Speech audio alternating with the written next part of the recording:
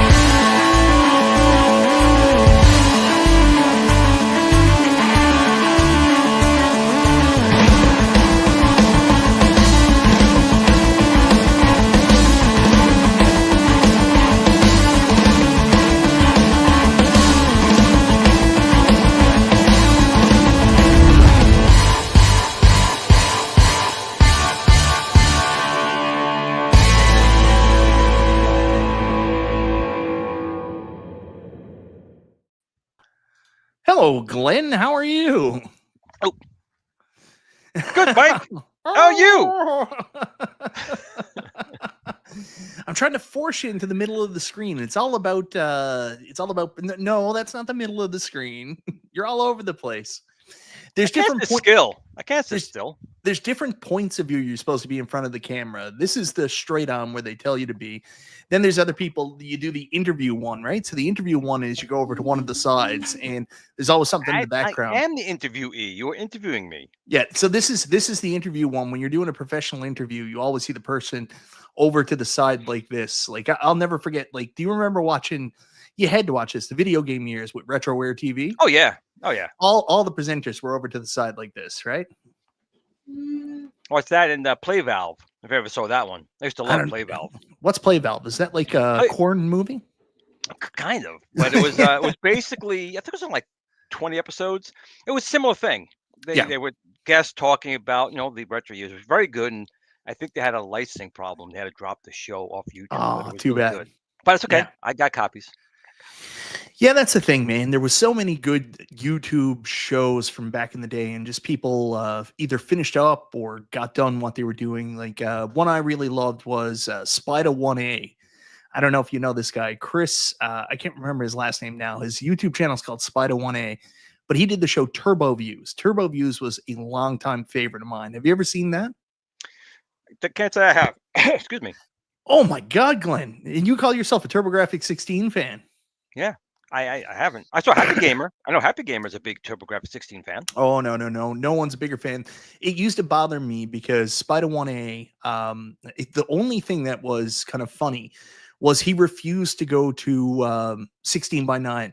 So he'd always record his videos in 4:3 for some reason. And like they were high definition and stuff. Like the guy was incredible, had awesome audio. He reviewed every single TurboGrafx 16 game, every single one. And it was fantastic. If you just show is not online anymore, you can't even see it anymore. Is it still online? No. He's just done, right? And I used to get really upset because like my show's so terrible, right? Compared to like some of these. Not really compared to mine. Guys. No, mine. I'm talking 15 minutes audio. That's how I make myself feel better, Glenn. I want you. That's how you got it. Well, I'm here. No, but anyways, Turbo Views. I felt so bad because here was a person when I first started watching YouTube. I subscribed to like 5 channels, and he was one of the 5 channels. And I looked at this guy like he was a celebrity. He was so fucking good. But I guess the market was so niche on the TurboGrafx 16 that when I passed him in subs, which I did very early, I was like, that's not right. That's not fair. I am so crappy, and he is so good. But it is what it is, right? And TurboGrafx is it's a great console. Doug loves it. I love the TurboGrafx 16. Absolutely love it. At one point, I had just over 50% in the North American library. And I'm not talking about just the turbo chips or U cards. Like I had the jewel cases, manuals, everything. You have a CD? I had 2 Turbo Duos. Now I'd never had the CD attachment. I had the Turbo Duo, and I had probably about 15% of the games for that. It was a stupid question. You're a big East fan, so you had to have the CD attachment. Yeah. I had most of the good games for the TurboGrafx 16 CD and the Addams Family for some reason. I have it too. I also have the Dinosaur Tour. Oh, yeah, that's horrible. Why? It was at the time. It was just to have to validate that CD-ROM attachment. There wasn't. We didn't get a lot of the CDs in the U.S. In Japan, they had hundreds of Oh, CDs, yeah. but that CD attachment was the first, and it was pretty damn good. I mean, once you start getting the arcade card and stuff like that, and the Turbo Duo already had that in there anyway. But it was a really good system, and you know what? That's one thing that always got me was, especially the '90s. It was all about the bits, even though the Yeah. bits really didn't matter, because it was really an 8-bit CPU with 16-bit graphics, but it was a hell of a system. MG, if I do, you got them too, buddy. We've been intimate. Actually, we were intimate yesterday. MG was the first person I did the Nintendo Switch 2 game chat with. He was kind enough to jump on with me. He watched me play The Legend of Zelda Breath of the Wild for a bit. Then we played some Mario Kart, or Mario Kart, Nice. You as you like guys giving say your in the soul to US. Nintendo. You like signing off your children and your house and your deed. Everything's Nintendo. Buy a Switch 2, just give us everything, and you can buy a I don't, Nintendo Glenn, Switch. I don't think I sold my soul. Like, I don't You don't remember think that you part of the did. transaction. Did you look in all the different parts of that license agreement? I bet you didn't. Yeah. You're like Kyle from South Park. Who reads these things? That's true. Who does read these things? I only read contracts when I'm at work. That's when it's important. Contracts in my real life feels too much like work. MG, I remotely babysat his son while Mike played Zelda. So my son was next to me on the voice chat. Glenn, before we get into this celebration, and it's one of those weird things because this is really, I'm just interviewing you. I have no stake in this or anything, anything like that. But Canada's is off the table right now. Canada's off the Unfortunately. table. Like, I can't even buy one. But you always have to put that endorsement thing in. Like, it's so weird. I will tell you the truth about the endorsement thing. Like, I got people coming after me and they were like, "Oh, you didn't disclose," and stuff like that. But I mean, the level that they wanted disclosure to was crazy at times. They were like, "Did you ever talk to this person on Facebook? Then you need to disclose any video when you talk about it." And I was like, that's a bit much. Like, when I looked at this originally, like, an endorsement was an endorsement. Like, I'd only signed one endorsement deal where somebody sent me a product and then paid me money to make a commercial. And that was when I originally got my MetaQuest 2. They did the same thing with Cool Toy. They did the same thing with Nostalgia. So that was the only time I ever really got an endorsement outside of, I think I got some. Fortunately, it was for a good product. Yeah. It's a good product, especially with Pinball. I got some Bridge Wallet sponsorships mid videos, but the way it works now is, say, for example, New Wave Toys sends me a product for review. Now, like, they don't have any say in what I'm doing. It's not a sponsored thing. They didn't give me any money. I'm not making a commercial for them. But you got to hit that sponsor tab now, because anytime you get anything that can be perceived as value, you're supposed to hit the sponsor tab. So technically, you being here and I'm talking to you is because I'm valuable. You are valuable, but you know what I mean? Like, it's such a weird thing, right? Well, even when you check all the right boxes, someone's still going to come after you. Oh yeah, they're still going to complain. I mean, they'll make up something. They'll be like, "Oh, he got something for free that I didn't." But it is what it is. People are going to. The girl said behind the Taco Bell. No, I had to pay for that, Glenn. Guy like me, get a girl go like that for free? No, sir. $1.99 super chat from Messiah. I wasn't your first, Michael. Trader. Messiah, I got some mixed messaging from you. I wasn't sure if you were getting a Switch, and then you did get a Switch. I didn't know what was going on, brother. Don't get a Switch. Get a Switch too. Yeah. Anyways, thank you very much for the super chat, Messiah. Greatly appreciated. And yeah. Anyways, I'll send you my friend code, and then we can connect. So, Glenn, you are the only person I think that hasn't got caught by this bug, other than Nostalgia, who bought 7 Switch 2s, but yet is still being a dickhead about it. But you're the only person I know that was like, I'm 100% not getting this. No, I won't. Not with what that license agreement has in there. And I was thinking about it more and more when I think about Microsoft, Xbox. Remember when the One came out? Yeah. And they were forcing you to buy the Kinect, and people were flipping out over that. Or here's a better one. How about when Xbox and Microsoft said, when you buy the game, you can't give it to your friend. It's tied to your console. Yeah. People went nuts. And Microsoft goes, whoa. We'll fix that. Yeah. But for some reason, when it comes to Nintendo, people roll over like kittens. Like, okay. that Switch you just spent $500 for is not yours. It's Nintendo's. They're letting you borrow it. Is all they're really doing. I have a huge problem with that, and I just don't understand why. I understand. Well, I understand the games are fun. I do. Nintendo makes great games, no question. But by buying it like you guys did, I can say I did not. You're giving Nintendo the okay to basically be the bullies, and Nintendo has been bullies for a long time. Great games. They're like that friend that comes over, and they tend to be your friend, and then behind your back they talk bad about you. That's Nintendo, and I just can't support that. I really think everyone should have really paused, let Nintendo go, oh, no one buying our console.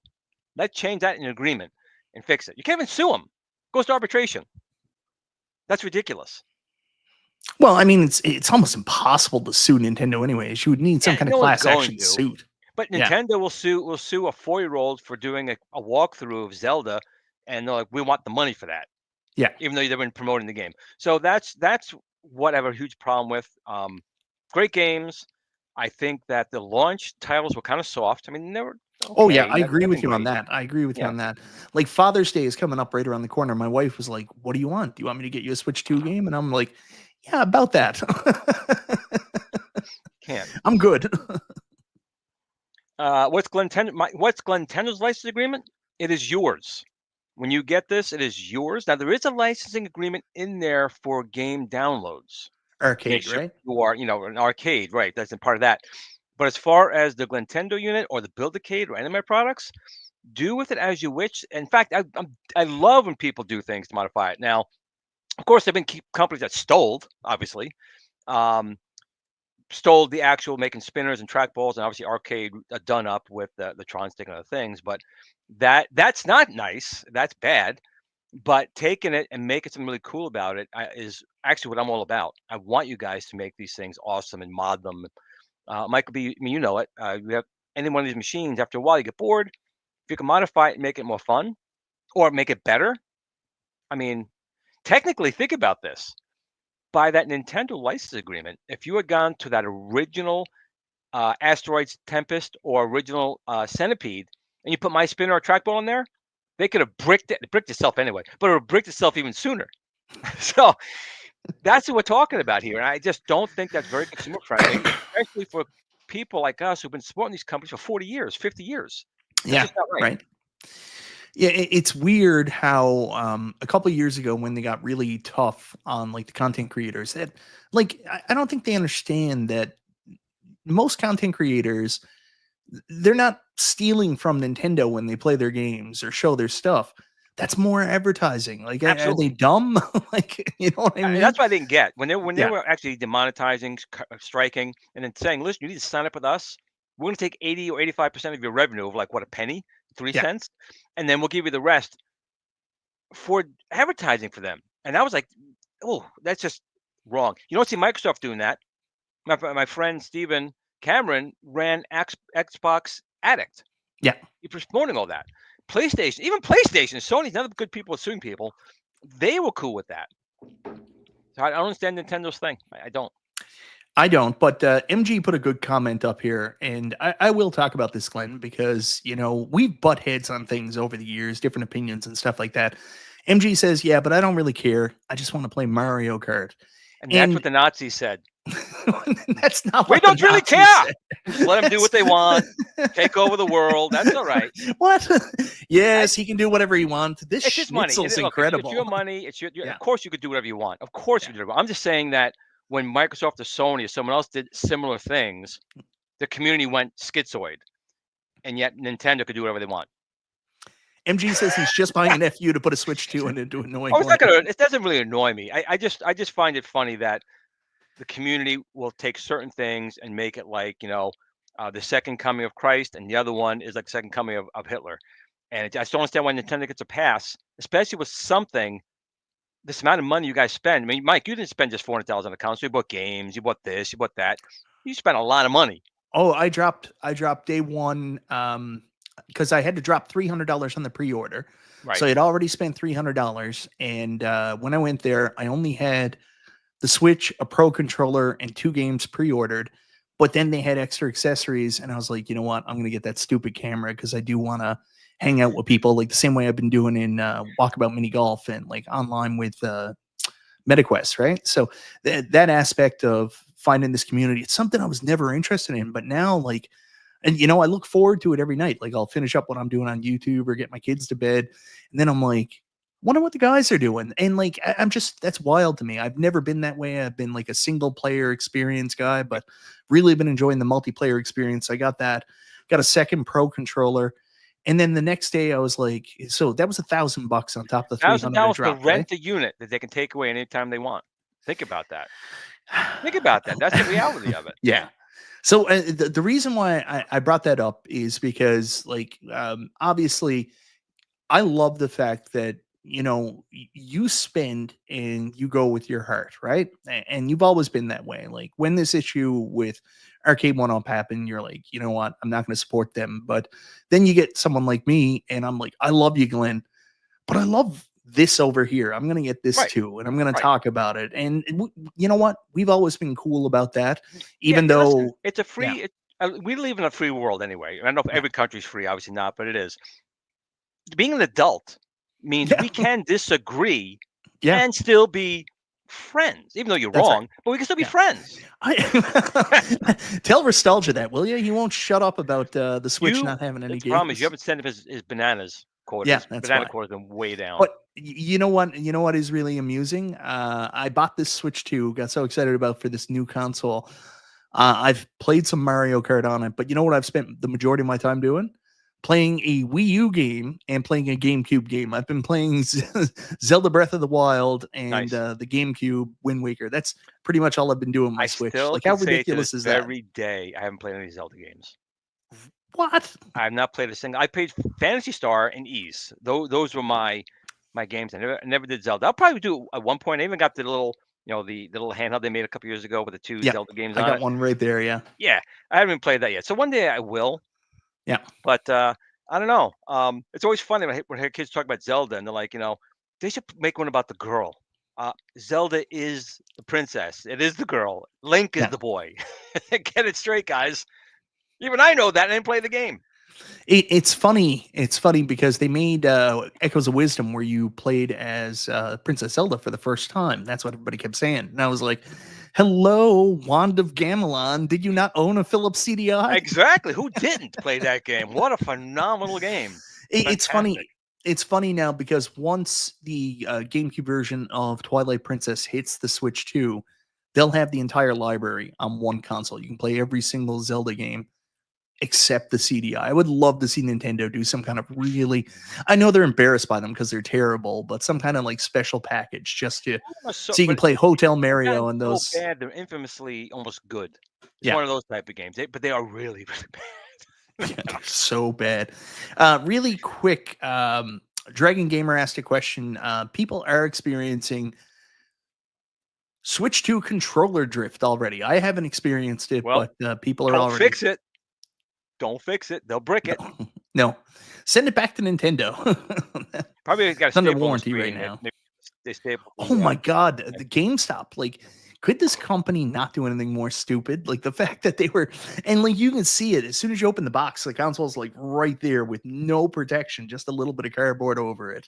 Well, you know me. I would have lost my shit because they stapled and ruined the box. I would have went nuts right then and there. So I actually got in trouble in a GameStop one time. I ended up becoming really good friends with the guy afterwards, but I had pre-ordered, it was the only way to get it here in Canada at the time, pre-ordered the Neo Geo Gold X. Remember that? The handheld? Yeah. I have it still sealed with all the games and an extra controller. It has yet to be taken out of the box. I don't know if it works. It's still sealed in the box. That sounds about right. So anyways, the guy, there was only 3 pre-ordered in the store, so he gets me the one. And like he's looking at it and the box is all beat up. And I'm like, can you give me another one? And he's like, well, this is your pre-order. And I was like, yeah, but that box is jacked. I don't want that. Nope. I wouldn't have taken it either. I would have walked out without it. Absolutely. Yeah. Anyways, Glenn, kept everybody waiting long enough. Glenn, finally, everything's out of the bag now. It's official. Your Kickstarter is out there for the world to see. You're not shitting. All my stuff's out of bags behind me too. Look, nothing's in a bag. Look. Oh, 2 things in a bag. I'm sorry, I got 2 things in a bag. You got bags here. You know it. Anyways, Glenn, I want to bring up your Kickstarter here and kind of go over it. So, first thing I want to ask you about, and there's going to be some questions from the audience Sure. too, I'm sure at some Yep. point, just in case any people watch you too. I'm sure they already answered all the questions, but I wanted to do this too and, get a chance to talk about this and share this with you. So, your Kickstarter's out there. The first question I want to ask is, Glenn, originally you were going to do Glenn Starter. I think you were going to call it. Can't remember exactly. Glenn Starter. But you decided to do Kickstarter. I think I know the reason why, but do you want to tell everybody else in case they don't know why you went in that direction? There's 2 reasons. 2 reasons. One, we've done Kickstarter before, so we had a presence on there anyway, and we had a very good um, uh, run, I guess you could say, on the first Kickstarter. That was a Star Wars flight yoke. Yeah. But again, Kickstarter is it's not always safe because I actually got ripped off a couple times at Kickstarter. About $1,000 I lost on a robot lawnmower that vaporized. Oh wow. Yeah. So what was it called? IIMO? No, that one was I can't remember now. I blocked it out, but I'm sure I'll think of it. But there were warning signs, but sometimes you really want something, and you say, it's gonna come out, and then it just got ripped off, so I got stolen. But there is at least some layer of protection, just like when we first started out on Amazon. There's some layer of protection, so I wanted people to kind of feel safe. And one of the reasons why this got delayed so much is because of the tariffs, which I'm sure we'll talk about a little bit. But that's another thing we did in here that we want to obviously get the funds, but obviously if we don't get the amount we need, I think we want 200 units initially just to make our run. If not, the money goes back to you safely, and that's the big thing about me. If people don't know anything about me, I'm very big on honor and trust. It's old school that I am. So the money will be safe either way. Now the other thing we're going to do is obviously there's a super early bird specials in here that have a certain price, and there's a regular early bird. If the 30% tariff goes away to completely, which of course it won't, but if it did, we would refund that 30% and get you basically super early bird pricing. If it goes down 5%, 6%, 2%, 1%, whatever it is, we will refund that part of the tariff that got reduced. Oh, wow. On the other side of the coin, if the tariff goes up too much higher, we do reserve the right to cancel it. Unfortunately, we'll refund the money, and then we'll have to do this again at a later time when everything's more stable. But I really wanted to get this out. I want people to start enjoying this. I want people to get it in their hands. And Mike, you know me a number of years, and my product line really started in 2018. And, I take a lot of pride in those things. And just like I keep bringing up Marvel, there was the first Iron Man movie, and there was the first, Avengers movie, and then there was the Endgame. To me, I'm not done. I mean, there's still Marvel movies coming out. They're bad. There's still Marvel movies coming out, and I'm still going to be doing things. I have still plans out there.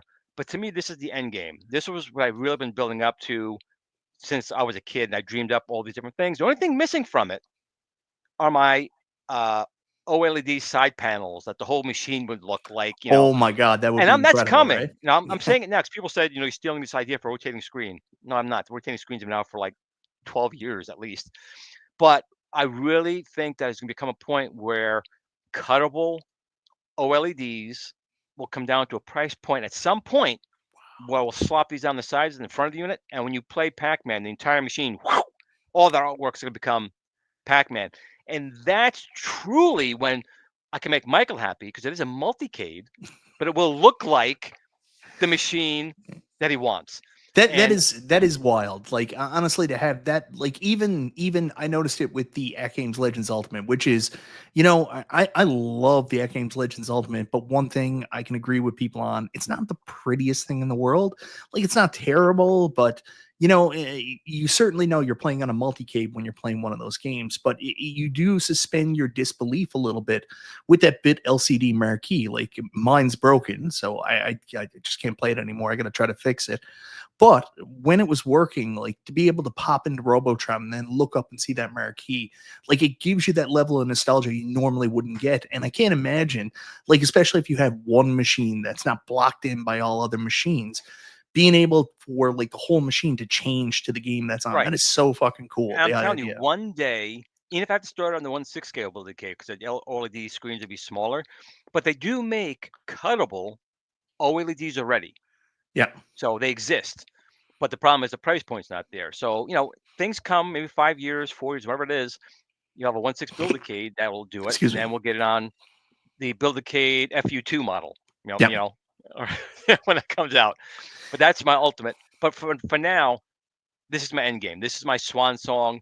This is my gift to the community, anyone who wants it, to get an actual real quality machine with all these cool features that's at a price that, I'm gonna be honest, and I sell parts to a lot of other companies that make these $3,000 or $4,000 machines. I'm selling it to you for about $1,000, $1,200. There's nothing close to this. So if it does well, great. If it doesn't, I gave it my shot. Yeah. I did what I felt I could do, and if it doesn't work out, it doesn't work out. But I really, in my heart of hearts, think that this machine is really a game changer. But that's just me. You literally can change the game because you can change the control panels. I don't want to There go you too go. much further right now. Really quickly, Kickstarter is not available in Canada, unfortunately. We'll get into that in just a little bit. And Glenn, if you don't mind, like me and you have talked about it, because obviously I'm Canadian. You can talk about, kind of why that is, if you don't Sure. mind.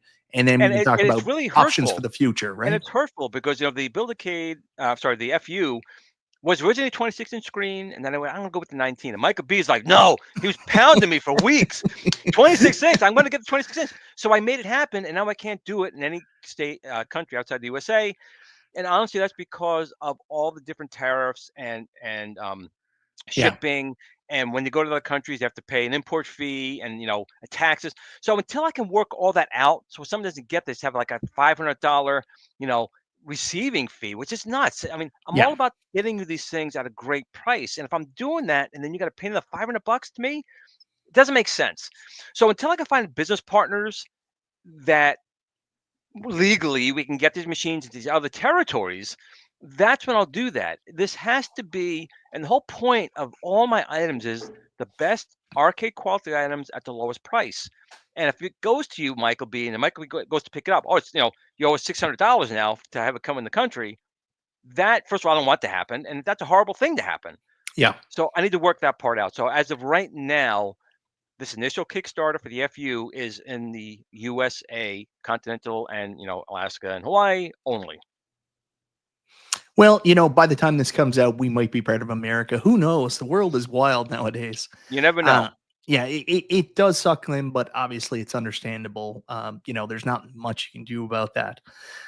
So And there's a lot of people from England and and I and know. and Australia that have been asking me for this for a long time. They're disappointed too, and I feel horrible. But we will figure it out at some point, and we'll make it happen. But just initially, that's where it's going to be. I saw a question up here earlier because one of the really cool things about this, we'll get into in just a little bit, is the decks. So you have a package that comes with all the decks. I think Meatball Saucy wrote you on my Discord and was like, I'm going with the full package. You always got to get the full package. You always got to get the full package. But anyways, one person wrote, they would love to get a blank control panel because, while they can source buttons, sticks, all that stuff, working with a CNC machine is not exactly easy. Now, you could try to be me and use like a table saw, try to cut out arcade yourself. But I think that might be something, I Michael don't can know if make you could look at. perfect square pegs using a round hole. Yeah. All right, so let's go down through this. But on that real Glenn. quick, Mike, what you just said about the Yeah. deck. So people need to remember, I said it a lot of times, but not everyone watches the same shows, right? Yeah. Is that, yes, we have certain decks we're making. However, there are third parties like 99 Lives Arcade, Do It Yourself Retro Arcade, and other people that will make decks. And Yeah. we will have the dimensions. You want to make your own? This is not Nintendo. We want you to do these type of things. So if you just wanted a blank deck, maybe 99 Live Arcades will make that and sell you that part. You want to have it with a trackball and some holes made, they'll do that. So anything you guys can think of. Someone said they wanted the 2 trackballs, for like, um, Marble Madness. I'm not going to release that, at least not initially. But Yeah. that's why we have these other partners to do that. I want the people in the community to make money as well. I want the small guys to help make this better, and they can make some money for their family as well. Yeah, that's a really good point. I'm going to take this down for a second, Glenn, because I just, in case anybody's not familiar with you, and I can't imagine they wouldn't be familiar with you, but I do want to go into this a little bit about kind of your history in the arcade space. You mentioned it before, but if people aren't familiar with you, they've probably already used your parts because they're in so many things. Like, Yes. I mean, one of the big ways you came in was obviously Arcade One Up was exciting for all of us Oh, you originally said it wrong. It's because Arcade Den Up. Arcade Den Up. yeah, but it was exciting originally because nobody had done anything like this before in a larger scale that you could actually sit at and play, arguably a larger scale. And one of the things that you noticed originally was there were certain cabs that were just terrible. I mean, that trackball on Centipede was just Well, okay, when but you like, remember when I started, yeah, the whole thing started. I started my very first, my 5,000 Facebook groups was the yeah. official Arcade One Up Oh, fan page, I do got right? to stop you right now because I got to ask you about that. Where's your basic fun fan page, Glenn? Like, what the fuck? You're It's there. supposed to be on top of this. You got one Actually, already? I've had it for years, Michael. I've had it for years, Oh Michael. yeah, but yeah, that's true. That's true. I was going to give you a hard time because you haven't started a basic fun No, fan page, I've but had you it for already got years. one. It's there. It's there. All right, go back into it. Sorry. Now I'm trying to remember. You threw me off there. So we're talking about the Facebook group. I forgot why we're doing it. I don't remember. I'm sure I had a point there. You threw me off. No, It's but got out of my head. you were making these replacement parts because you wanted the experience to be better for Oh, that everybody. was You it. That saw, was it. I'm yeah, sorry. So, my thing has always been the controls because yeah, I'm an old school gamer. So I played spinner games and trackball games and dual joysticks. So I was always about having that right control for the game. And for years at games, all these companies released these handhelds or machines with like Breakout on it with a joystick or Marble Madness with a D-pad, and that drove me insane. So that was really what led me to when we got the Arcade One Up. I said, "Listen," I talked to Chiscom at the time. I wanted an Asteroids machine for Tempest, and I wanted the Centipede games. I wanted to know how the trackball and spinner were. And then when I got them, I was like, "It's shit." I like the yeah. machines. The machines were nice. I liked them, but that was a shit. And people will even. So that's kind of where I came from, where it started from, because I wanted to make right spinner, trackball, and that's kind of what launched all this. So in fact, I'm kind of like I guess Sony, because Sony was going to work with Nintendo, like I was going to work with Arcade One Up. Nintendo fucked Sony. Arcade One Up fucked me, and now Sony's up here and I'm still down here, but I'm working my way up on the ladder. I'm trying. But it didn't stop there, Glenn, because you also work with other companies too. Like you tried to do the same thing with At Games, and originally, like they were sending you schematics. I think they stopped doing that at one point. But really, people have probably already played with your controls in other arcades because you're working with them. Do you want to give people kind of like a breakdown of the other Sure, companies you work sure. with And and like where they may have used your controls? yes, absolutely. So I will say though, working with PK was great.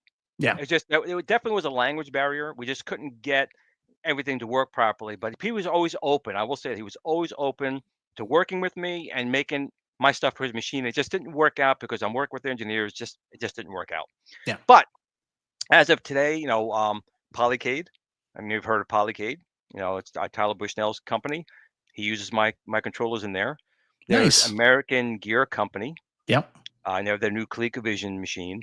They use my controllers in there.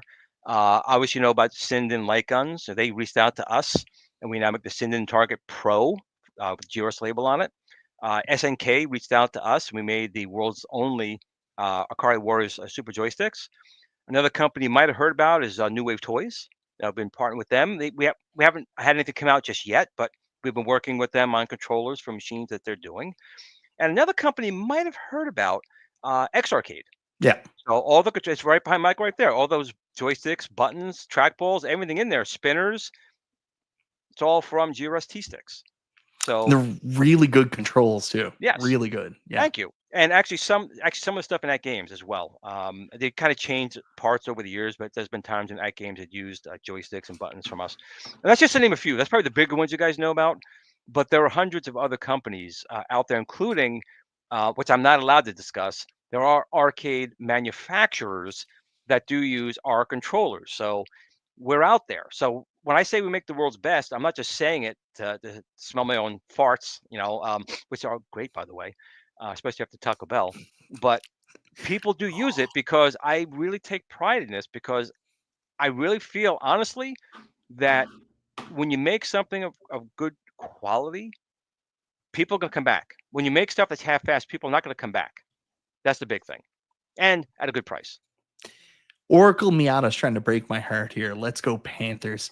Do you know it's been 32 years since a Canadian team has won the Stanley Cup, and I'm at the point where like I boycott hockey now. How is that possible?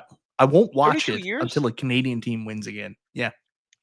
Wow. I find it hard to believe, but if you're saying Yeah, so. yeah, you should look at how long Gary Bettman's been the NHL, executive CEO, and then look at how long it's been since the Canadian teams won the Stanley Cup. They seem to line up for some reason. I don't know why.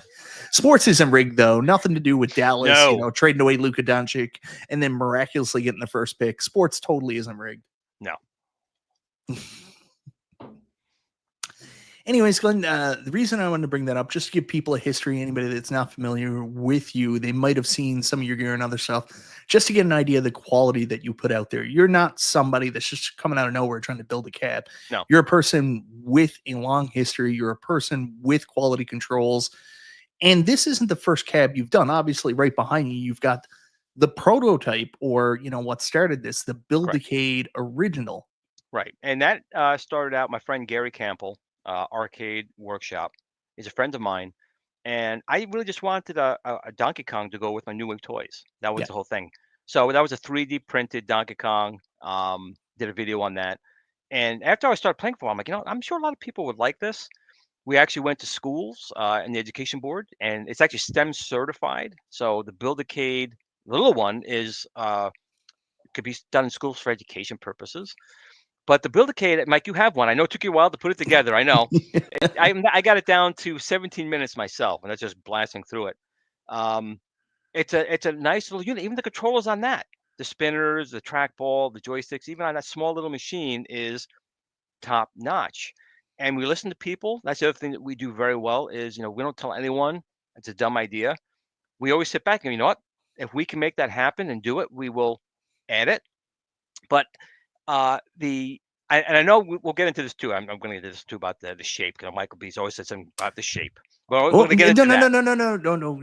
Yes, the shape is intriguing. I understand why you do it, and I will say on Super Game Room Dudes, I was tired. I streamed for 4 hours that day, and I might have been a little cranky, more cranky than usual. Well, and I was a little hard on it, but but here's my thing. When people say, like people said, obviously it does look like an arcade when it's got the Nintendo hood. Yeah. But what does an arcade machine actually look like? Because there is no such thing as an arcade look. It doesn't exist. Arcades, each machine that used to come out would have its own style. So that's the first point. So my machine looks just as much as an arcade as any other machine, number one. 100%, yeah. But the other point was people saying, they didn't care for having to put the Nintendo hood on. It still doesn't look like a machine. It looks like two perfect arcade machines. I like the shape. If you played like Mr. Do, or if you played Scramble, or if you played what was that? It's not Scramble, but it was by Century. It was a spaceship. I can't think of what it was called now. It's driving me nuts.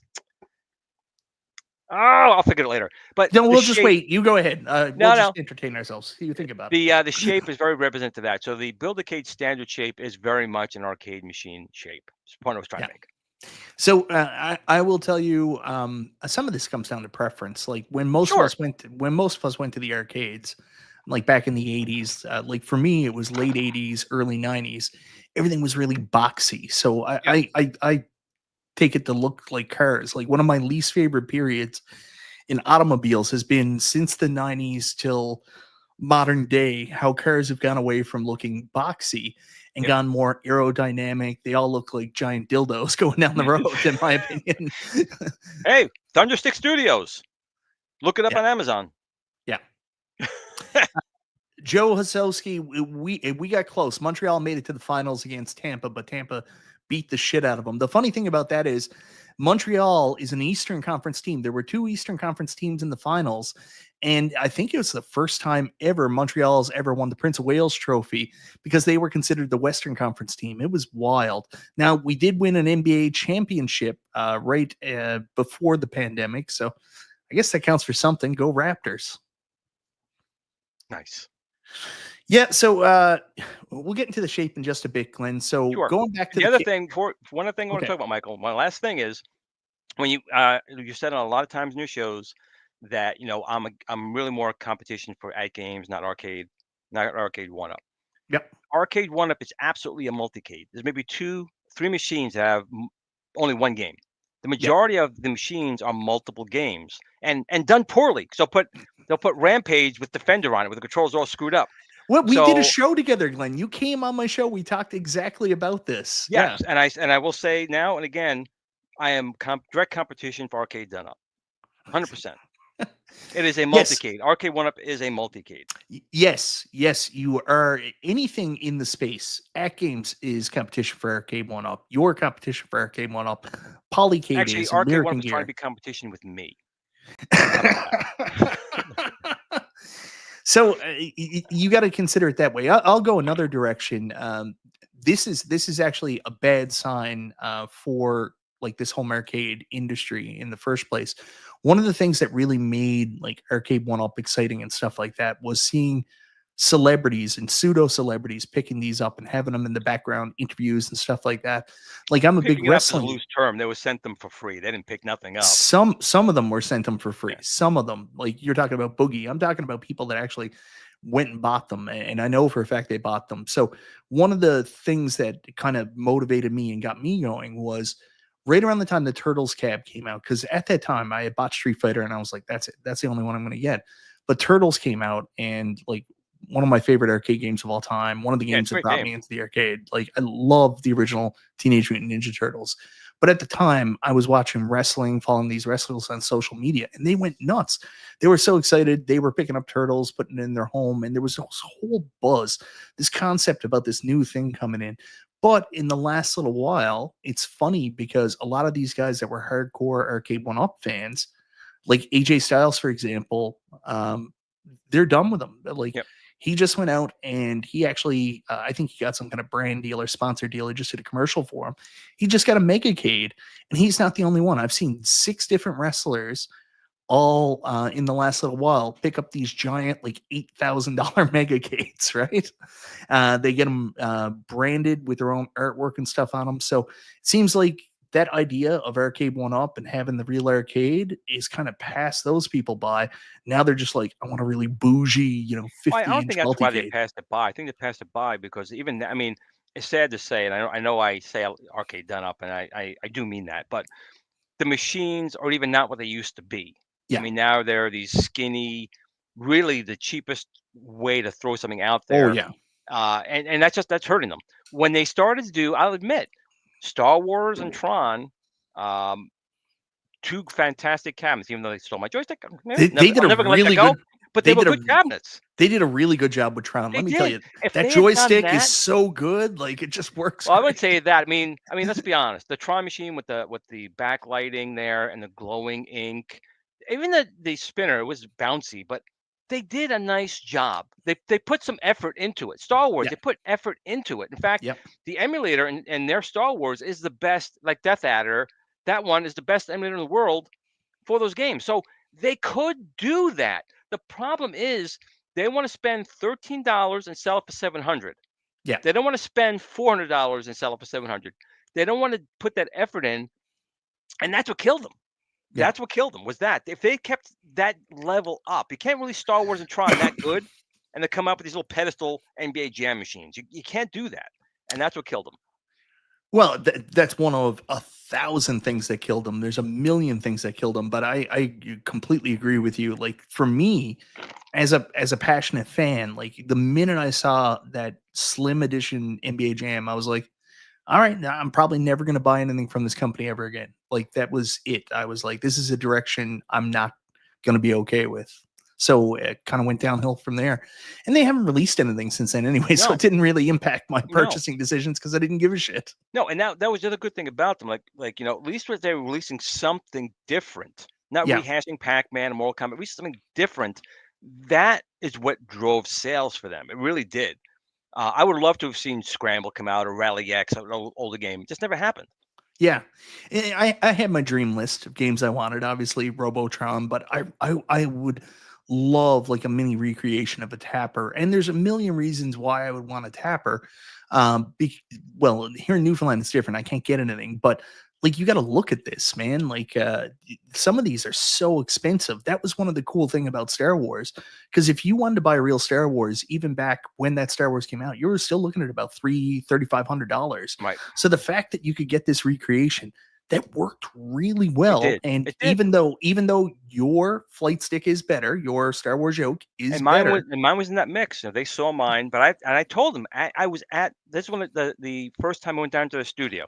If you remember the whole video, I saw that Star Wars and I played it, and I was like, "Damn, you know what? That yoke is really not bad. I mean, it's plastic, but it's not bad." Yeah. So I was impressed by it.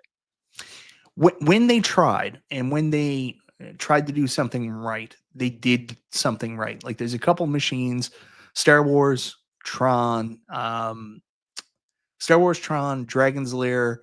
The Street Fighter Deluxe cabinet is actually really, really good. But again, like where it falls apart is obviously like, they go to all these lengths to add that front piece to have the accurate shape and stuff like that. And then they're like, and now throw in the $1.50 buttons. Right, exactly. And even with the Dragon's Lair, remember when that first came out, they wanted to use a cell phone for the scoring mechanism. So they do listen.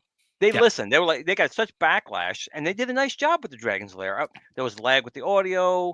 I think they fixed that with a They new did, yeah. board. So they finally did.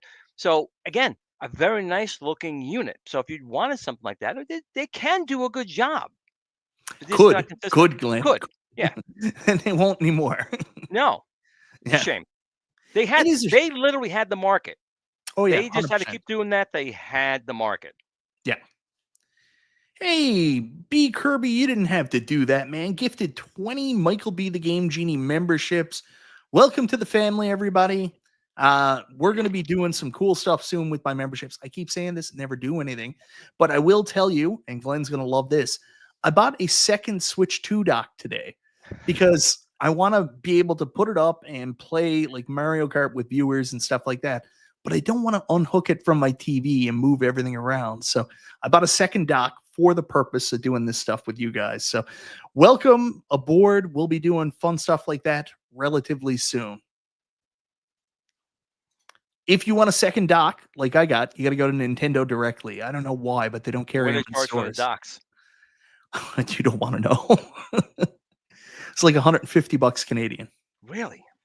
Yeah, the first stock was about $110 Canadian, so it's about on par. And the reason I assume for the new, because it's still USB-C right at the bottom, it's still USB connecting on the bottom. Yes, yeah. So the problem is that the screen is a little bit wider and thicker, so it wouldn't fit in the original Switch dock. Yeah, gotcha. I would have taken a USB-C extender cable, drop one in, just to scoot Nintendo. See, you know with the first one, I didn't buy a dock, and I always hated it, and I ended up buying.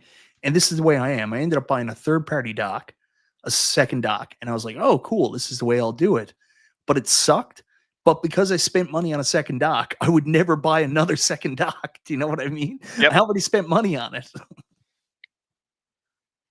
Well, as long as you're enjoying it, that's the thing. I mean, if you're on Nintendo and you bed at night with your wife, that's cool. Bed at wife. Bed with my wife. There's no bed with my wife. We got a new puppy. She sleeps downstairs now. I'm in the bed by myself. Nice.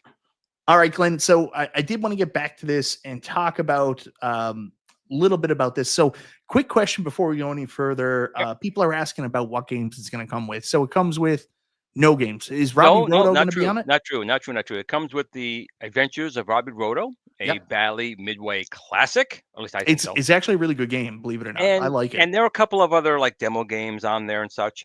But people have to remember that the Viper and the Viper Venom, which is our second generation, much more powerful version of the Venom, runs Arcade OS.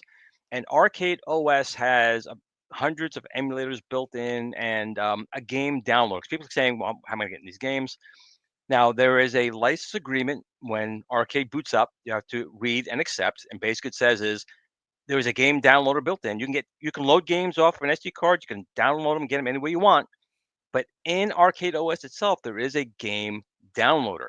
If you're entitled to these games, you say yes, pick your system, Atari, Sega, MAME, Dreamcast, whatever, PlayStation, whatever, pick your games, and it'll automatically download it, download the artwork and everything, scrub them, and they'll just magically appear in the system. So you can have a few games on it at launch, and by the time you have it powered up, you can have 10,000 on there. It's up to you what you put on there. So this comes from some kind of repository somewhere, right?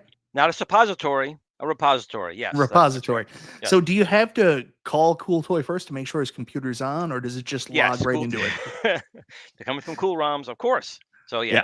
But in any case, it is up to you how you put the games on. You can even, if you wanted to, I'm including the Viper, but if you already have a PC that has games on it, or you have a system that has games on it, you can. It's HDMI in and USB. So you can connect the HDMI port to your console, your computer, plug the USB in, and you can be running that way as well. I personally really am enjoying more and more Arcade OS. The more I play around with it, we're constantly adding new features to it. The guys are very responsive, and obviously there'll be some special things in there, like direct support for light guns. Not only Sinden, but other light guns as well.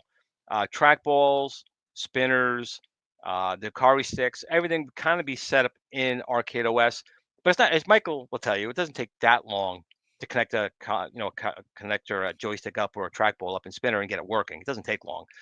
But we're going to try and make it as easy for new people as possible.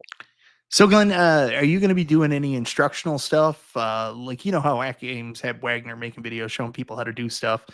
You know how to YouTube. You're going to make videos showing people how to set all this stuff but up. The good thing about this is, Michael, is I'm also extremely good friends with Wagner from Wagner's Tech Talk. There you go. Right. So Wagner will be helping us out there as well, because I could do videos, but no one does them, instructional videos like Wagner. He is like the bomb. So Wagner has already been one of the people enlisted to give us a hand in this endeavor. Excellent choice. Wagner makes fantastic videos, way he connects with the community and stuff like that. You think about it, like literally someone gets sent a cab here in this community and they're like, traitor, shill, Yukon corporate, blah, blah, blah. Wagner goes to work for Hack Games and they're like, that's fine. He's still cool. Wagner's like one of those, like everyone knows. Oh, he's like so nice. Everyone's friend. He's such a good person. He's extremely knowledgeable. And there's no way not to like the guy. You just can't not like Wagner. I've known him. His channel had like 3,000 subs, and he's like, what, 30,000? Everyone blows past me. That's your mark. You made it when you blow past me, because everyone I know is blown past me. I'm doing this 15 years, and I'm still at 12,000 subs. Damn it! I'm looking for a picture now, and I can't find this jerk's Wagner? picture. Well, yes, it is of Wagner. I'll see if I can find it somewhere else. Damn it! We must have took it down. So my buddy B is in Chicago right now, and he probably shared this in a group or something like that, but I can't find it now. Anyways, damn it, B, he's in Chicago, and I wish I could find this picture because it's so funny. Let's see if I can find it. Oh yeah, here it is. So anyways, Wagner met a celebrity today. And anyways, I'm sure people that know the pinball world know who this guy is. So B sent this picture along. He was at Jersey Jack today. And I was like, oh, cool. You met John Wagner. You don't see the resemblance? B doesn't change. The guy looks the same the first time I met him. No, the other guy. The other guy looks more like Larry King. This is Steve Ritchie, famous pinball designer, right? So anyways, that's the first thing I thought of when I seen him. I was like, oh, B met John Wagner today. Cool. I got to tell you, I enjoy pinball, but I am not I'm not super knowledgeable about pinball. But I'm telling you, I am loving Pinball FX on my. Good, right? Yeah, VR. It is so damn good. They got to add, like I said, your friends joining. That'll make it perfect. But it's phenomenal. Thumper Squid said the difference is Wagner's never short with his viewers. Damn it. I knew that's what I was doing wrong. Sometimes I do get short. Oh, Meatball Saucy, what's going on, man? Lots of questions. Well, we are here just to ask them. Ask them. I'll try to pay attention. Just really quickly, so we talked about the Viper. I want to go down here now and start getting into the early bird pricing. So first 100 people that buy the 19-inch automatic rotation screen, the price is going to be $999. So Glenn, with the free 1/6 scale Build-A-Cade. You get that, which as is well. the greatest Raspberry Pi case of all time, by the way. Absolutely, thank you. Yeah, Appreciate that. 100%. It is. It really is. Like when you were selling them for $50, I was like, "You're an idiot if you don't buy this." Like it Yeah, I literally. lost my shirt in that, losing my shirt a little bit here. So the 999 and 1200, these we are eating that 30% tariff. Yeah. We're gonna eat that. So we're hoping we can do more than 200 units. But again, even like I said, if people go and buy the other ones, we'll still refund the tariff portion because obviously we'll be saving money if the tariff goes away as well. So, but yeah, these are the we'll do 100 of the 999 and 100 of the 1200. So the 19-inch and the 26. I'm still in love with the 19-inch rotating. I know everyone wants that 26-inch, but I still want that 19-inch. You know, some things are too big, Michael. Some things are just too big. Well, you're like I said the other day on Super Game Room Dudes when talking about your flight stick. I think Glenn's used to working with smaller equipment. I need it big, baby. Well, we are working on, like I I said, know. other things, and we are working on different flight sticks. That's gonna have a lot of enhancements in it. It's gonna be almost like a stealth fighter. It'll be interchangeable parts to that, but that probably won't come out until 26. That's still a little way. Can I make a suggestion to you? Of course. Arcade One Up stole part of the flight stick from you. Their flight stick, outside of the fact that it's got a terrible fulcrum point and it could Yep. possibly crack if you use it too hard, just fucking steal theirs, steal their mold because it's perfect. I would, Tit for except I tat. don't stoop to their level. I won't I don't stoop to care. I their don't. level. It's really good, Glenn. If you could make one that big, that size, oh, that's good Just got to stuff. rub it the right way, Michael. Make the magic happen, Genie. So I do want to say hello to a viewer here, Bill's Retro Gaming Show, otherwise known as Professional Bill. Professional Bill is one of my favorite YouTube content creators because he's professional. Oh, I got to tell Bill, when we go back to one of the gaming shows, I got my Comma 3 again. I'll have the car drive itself again. I freaked him out. We went to the Hartford Gaming Show, and I have this device in my car that when you hit cruise control, it just drives it. And Bill was not happy happy with the car driving itself. I got it back. I got it fixed. So we can do that again. Bill, I love you. So a couple of quick questions. Meatball says, does this new Viper support switching to a PC and then back to Arcade OS on the fly? That's a different thing. That is the KVM board. Yeah. So that's a different device. And it's not, I did one included in here, but pricing wise, just I couldn't do it. But the KVM will be available soon as an independent part. And it could definitely be added to the FU. Then you could switch between the Viper and another device. And Michael, if I can really quick, a lot of people have been asking me a lot about the KVM because it has been delayed quite a bit. So the regular KVM for the II arcade uses my regular Viper. Yeah. The Viper's Wi-Fi chip, the company made a new one. Like this, they discontinued the old Wi-Fi chip, made a new Wi-Fi chip, and we found it to be extremely unreliable.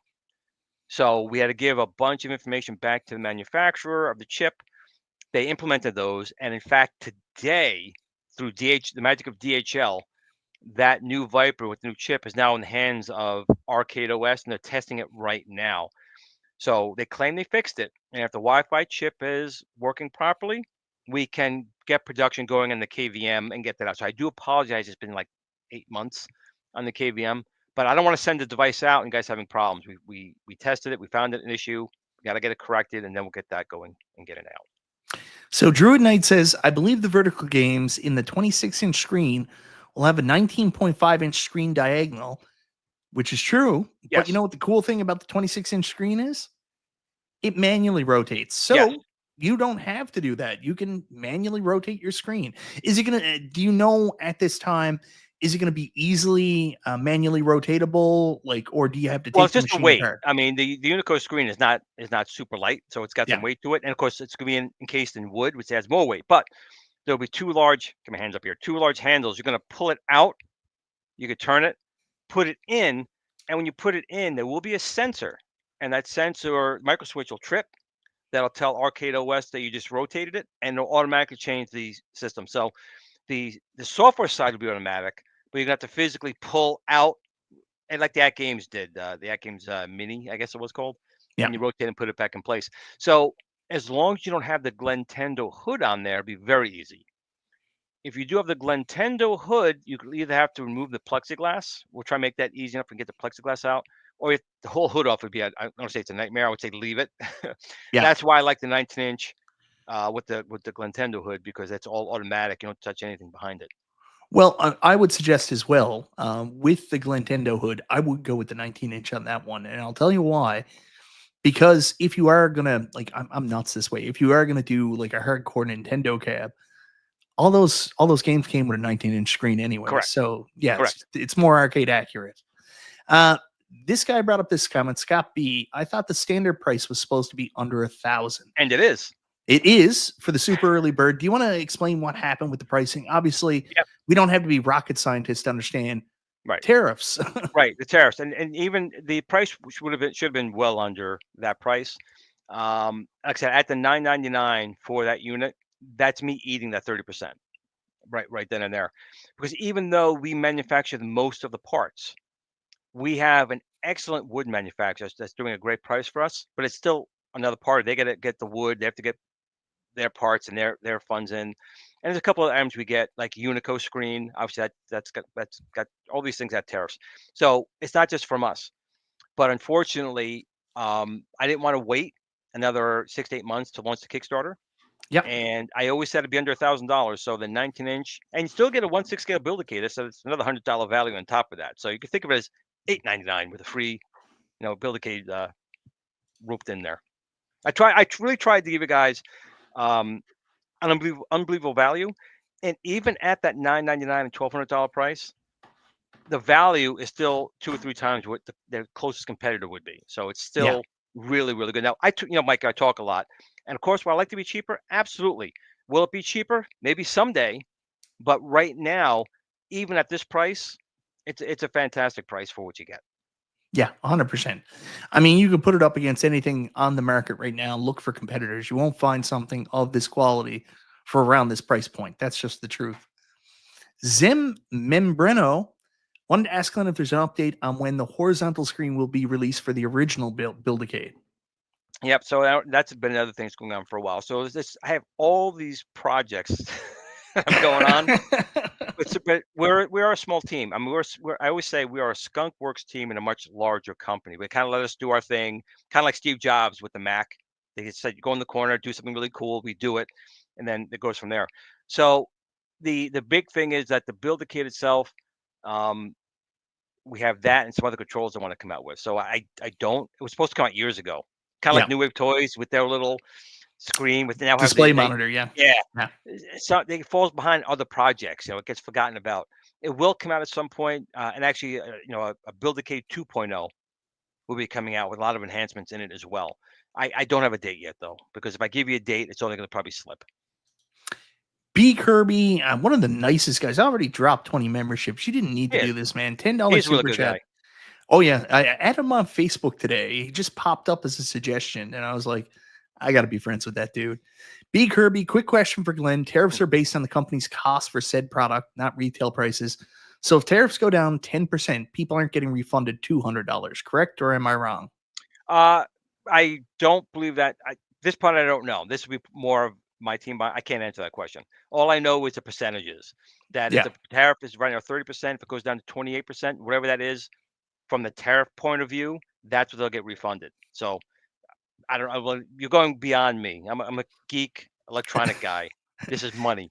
And Michael B will tell you, when it comes to money, I don't know shit. I'm not making a dime. I don't make anything. I lose money on most of my stuff. I'm paying money. So I'm not good when it comes to money. So there's another side of this too, because like people don't understand the way that your business works. I mean, like it's not just you. You're not in your basement making these, right? No. Like you're part of a team. You've got partners. You've got people to answer to. So I mean, you have to work with them. You have to fight with them to get. Yeah, you have to fight with them to try to push the stuff through. Yep. So I mean, like I know that some people are going to come back and say, "Well, Glenn, you said under $1,000." And then like the price after the first 100 is $1,200. What they have to understand is the price was going to be under $1,000. Tariffs went into effect. That's where the extra $200 comes from. Right. And like, how do you go back to your team and say, all right, guys, we're going to lose $200 on every cab. Let's go. Well, actually, now I'm thinking about it when we're saying it. So the answer is probably more yes. Yeah. Because we're doing the cab at $9.99, and then it's $1,200 with the 30%. So if the 30% goes away completely, that will get it back to 290. So however that works. So Yeah. it's $9.99, 1,200. If the 30% tariff goes away completely, the 1,200 people get it for $9.99, and the 1,400 get it for 1,200. So work your numbers out on that one. That's how it's going to work. All right. And JJ, I did put that in the chat, so you can go check out Glen's Build-A-Cade. What is this called? Like, your Kickstarter's not live yet, but basically it's launching soon. So Right. it's a project 25th. page. Yeah. Correct. All right. So just going down here, on Friday, you indicated the control decks will not fit in the cabinet space provided. Can you give us an idea of what combinations of control decks will fit? Then not all of them. Right. Not all of them. Correct. So it depends. I mean, the steering wheel one is large because you have the steering wheel. Now, if you take the steering wheels, like use a heck wrench. You can take the steering wheels off. It'd obviously give you more room. And even the Tron stick, you can go underneath and pull it out. So it really depends on how much work you want to put in to make it space. But remember, we have all that space in the front, but we also have space in the back. There's a huge door and space back there. You can put a PC, you can put your kids in there. Mrs. Kongs can go back there and stomp and see it's not going to break. So there's still a lot of space in the machine. I would say comfortably 3 decks would fit in the front easily without doing like taking wheels off, taking the Tron stick out. If you take the wheel off and the stick out, you may get them all to fit right in the front. But remember, even if you get all these to fit in there, we have more decks that'll be coming out. So it might almost make sense for us to make a small little thing next to it as well. Yeah. To stack more decks. And I don't know if I want them on the wall. That's Polycade's thing, but maybe I'll hang from the ceiling. Yeah. The Polycade thing, like, I like the idea of the Polycade, but like, obviously I don't like the idea of a wall mounted arcade. So that's always what kind of caught me off guard. And first time I tried it out at Pinball Expo, it's a little hard to understand. Like, 19K Fox sat at one that had everything loaded on it. Mine had nothing loaded on it. Didn't have any idea you needed a computer keyboard to get into some games. Like, the fact you needed to pull out that shelf and then type away, like, it all just gave me a bad first impression. But I saw a Polycade the other day that was shaped like a Nintendo cabinet. And I was like, that is something I can get behind right there. Well, good thing about the Polycade, I agree with you. When I realized though initially it was designed really to go in places of business, to be. Yeah. So for that, it's actually a really nice design. And the standalone one, it's got that stand. It doesn't look too bad. It's a very modern look, I guess. So, Glenn, for the 26-inch, and this is really impressive, and it's the price that you kind of told me behind the scenes you were going to aim for. I expected more along the lines of like $13.99. This is what I thought you were going to end up with, but $1,200 with that 26-inch 4x3 Unico monitor. That's great. That's an expensive fucking screen, man. So good job. It is, like I said, that one, it comes also with the 1/6 scale Build-A-Cade. Yeah. And like I said, that one we're losing money on because again, the first 100 of each, I said those were the prices I wanted to at least make sure we were under or at. So we're going to eat those. That's why I'm hoping we sell more than 200 because at 200 we're just going to be losing our shirts a little bit. But I want to also tell you something, Mike, and everyone else out there. When we do give you the 1/6 scale Build-A-Cade, on that one you still would need an SBC. A Pi, if you have one, or a Viper. I recommend the Viper, but you can put anything you want in there. But that's just again, we're just trying to show you guys more value, which is all I was trying to do. I am the new $5 foot long at Subway, or I'm that 4 for $4 meal deal at Wendy's type of thing. Well, value. I will say a 1/6 scale Build-A-Cade, pie case or whatever you want to call it. I think it's incredible. Is certainly better than a horrible anti-fatigue mat that Arcade 1-Up gave out with their K-High Pro Cab. That's for sure. I could tell people now as well. One of the things I really had wanted to do, and due to again was cost. What I really wanted to do, because Michael B is big on the Switch, and everyone likes these switches out there. My original thought was that the Build-A-Cade would have a new base, a new underneath with pogo pins, and you would open the coin door and you would dock your 1/6 scale Build-A-Cade. That would now light up your full scale. So it was like that's your dock, so FU. And then when you want to go to your friend's house, you would just take your Build-A-Cade with you and go. So since I can't do that, at least I can give you the Build-A-Cade. And if you have a Viper in it, you basically have the same machine still. John, I'm going to try to say your last name. I know I'm going to get it wrong. You can tell me if I got it wrong. John Shellman? Is that how you pronounce it? I'm trying to remember now. Better than I was going to say. Glenn, all I can say is I love your product's quality, value, and support. You can count on me for a full package 26-inch FU. It's an unbelievable value. Thank you, sir, for everything you do. Thank you very much for the super chat. I feel like I should give this $10 to you, Glenn, but thank you very much for the super chat, man. Well, you know me, Mike. I hate when people do that. I want people to spend the money on their kids and their family and those type of things. I really appreciate that. That means more to me than anything, because Michael knows, and some other people know out there, and people can guess, but I spend so much time, and I'm not making anything on this. I do this out of just my time to make sure that this stuff's available. Now, I do like when people say thank you to me. I'm not going to lie. It's always nice to be told you thank you on it, but I am not in for the money. I could show you receipts. I lose money every year. I go do my taxes. Like, Glenn, this is a hobby. This is not a business. You're not making anything. I know. Yeah. Really quickly before I go down through the presentation anymore, and you probably got to go soon, I know. Shipping costs, very good question. Any idea on what the shipping price is going to be in the US? You remember we talked about it once before. Do you remember what I said, Mike? No. Okay. So we probably 6-7 months ago, we had done an analysis. That's another reason why we're doing in the USA, because we can be a little more stable with this. Roughly 200. Oh, that's great. It's not going to be exactly 200. It could be a little bit more. It could be a little bit less. But also depend on, that's just for the unit. So if you get a bunch of extra decks. But I'm figuring around $200 for shipping in the US for the machine. Now, just so people know, this is not going to come pre-assembled, because some people might think that it is. Whoa. You're telling me a machine called the Build-A-Cade isn't going to come pre-assembled? That is correct. So it will be something you put together. And again, it'll probably take me 20 minutes. Michael will probably take a couple hours. That's okay. 6 days.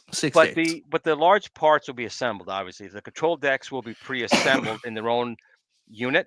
The rotating mechanism with the monitor, that'll be all one piece. The Unicode display will be in its thing. But building the base and the framework, that stuff will be flat packed. So that's how we save a lot with shipping. If it was pre-assembled, we did look at it though. Don't get me wrong. We thought about maybe building the top part and just you build the base, but the price was just gonna be too much. So it's gonna be flat packed. JT, funny enough, I added B Kirby to Facebook today. I almost added you too. You came up in my friend suggestions, and I noticed right behind you this TV that was inexplicably placed so high up to the ceiling. Like, it was crazy. Like, there's certain heights you should have a TV. This one was like right up. It was like I was in a doctor's office. It was like on the roof. You gotta look up and watch TV when you're laying down. So then after the first 100 are gone, Glenn, unless anything changes with the tariff situation, the early bird pack after the initial 100, $1,200 for the Build-A-Cade FU. I call it the back foo now. That's what I call it. You can do that. The back foo. And then you also get a Build-A-Cade 1.6 with that. And then with the Unico, which is the price I thought you were going to sell these at before anything came into it, $1,400 with the 26-inch monitor. Then you got the Mega Pack, and I see a lot of people excited about this because you're getting the 19-inch automatic screen. You get the Donkey Kong hood right out of the gate, which is an excellent add-on.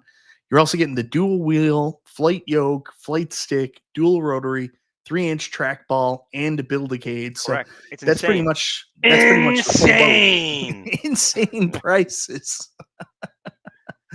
I mean, honestly, Arcade One Up and the other companies should be shitting their pants, because these prices are literally nuts.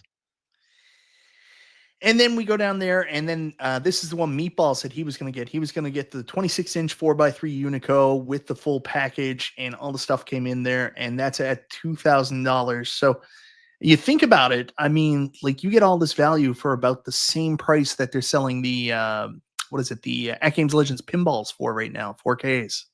That's crazy. So, I mean, that's comparable value for a massive, pretty much full-size Multicade with 5 extra control panels and a Donkey Kong hood. That's good, Glenn. That's not bad. Right. No, I mean, again, it's all about value, incredible value, and really I'm trying to set the bar. I do think a lot of companies, they charge too much for things, I think. And I'm trying to maybe work on, maybe I'm Commodore. I'm trying to drive Texas Instruments and Atari to get the prices down. Yeah. But it is what it is. I'm doing the best I can. Tell you what, it'll be done in a few minutes. 1 second. Well, I tell her that all the time. She never believes me. And I'm not talking about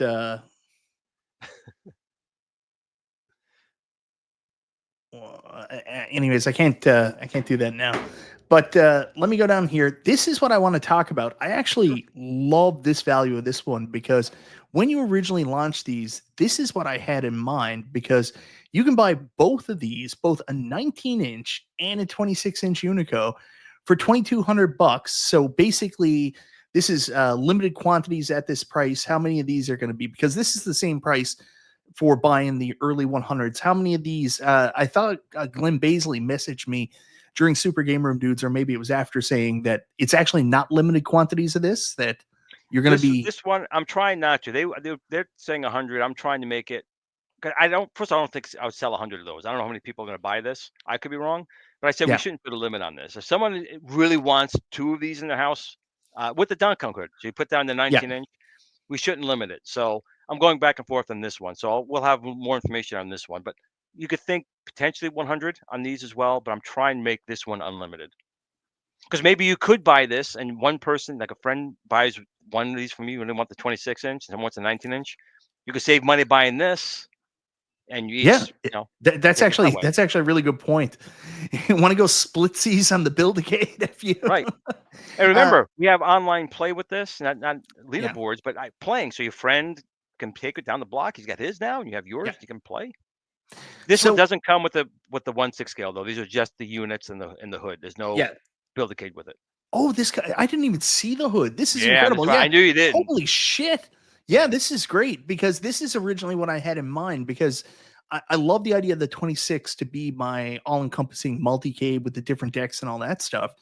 But my plan was I was just going to get a 19-inch to make my own Donkey Kong cabinet. So this is pretty much what my dream purchase was. Like when we originally talked about this, I wanted to get one for making a Donkey Kong recreation cab, and then one just as all around multicade. So that's actually really fucking cool. I didn't even notice the Glintendo hood. Also, I want to give you props, man. I love that you called it the Glintendo hood. No, don't thank me. Good. That all came from Console Kits. That's right. In one of your streams, he said it, and I stole. I guess I stole that. I took it from him. Oh, you're kneeling down next to your 11-year-old son. Sure, that's why the TV looks so high. Sure. All right, so here's the optional control panels. If you don't want to buy them with the kit itself, it's $150 dual rotary joystick. Now think of that right there. The rotary sticks are $80 a piece. Yeah. Wow. Are you serious? $150. Yeah. Then you get your trackball deck, $130. And that's a 3-inch trackball. That's our brand new New Wave Toys Golden Tee style trackball. That's a 3-inch. Did you do the trackball in the X Arcade? Yes. That is our trackball. That's the same one that. Come on, ball, Mike. Stroke it slow. Glenn, your balls are great. Thank you, like, sir. How do you keep them so shaved and like soft? A lot in there. All right, the yoke deck. I'll give you. I'll shill this a little bit too because if I remember correctly, I mean your yoke alone was like $200, wasn't it? At some point, we got the price down to $199 on it. And we do it on sale once in a while. But we borrowed some stuff here from B Kong. If you look on the deck, we put additional buttons like he kind of I saw that. Yeah. On that. So we tried to give people more features, and I'm hoping to release very soon the Bluetooth part, which was the throttle and the analog stick that clips on the yoke. One quick second, Glenn. I got to see if I can. There we go. Show everyone your analytics? Of course. Show them your analytics. No, I didn't want to do that. I had to make MG a moderator. Got to keep him happy, right? All right. So going down on this one as well, Nintendo hood. Here's your timeline. Kickstarter campaign starts June 2025. So June 25th is the official date. 9 p.m. 9 p.m. Why 9 p.m.? Because I don't know. It's a good time. People home from work, I assume at that time. Not driving home. When is June 25th? Let me look at the date here. Is that Monday? It's a Monday. Monday at 9 p.m. right at the start of Chill and Chat with Michael B. I'm sorry, I'm wrong. I'm wrong. It's a Wednesday. I apologize. It's a Wednesday. Oh, I thought you did this for me. There you go. Sorry, go on, Zed. Dang. See, I told you, you got to keep MG happy. Power! Unlimited power! He keeps deleting his accounts, going back in with new accounts. Like that's why he loses his wrenches. I'll tell you right now. So KS campaign, Kickstarter campaign ends August 2025. Production starts 90 days from production until freight start. Explain that process to me. So that's when the cabinets are actually coming over on the boats from China. So is that after Chinese New Year's, the November time That's period? why it's delayed a little bit, because January to February, the whole month is going to be closed. So if we don't get it done right beforehand, it's just going to be that much later. Okay, so then freight ends January, delivery February, March 2026. That's when people are going to be able to have these in their hands. This would have been, October, November of this year, but of course the tariff and all that just really threw everything out of whack. Screwed everybody over completely.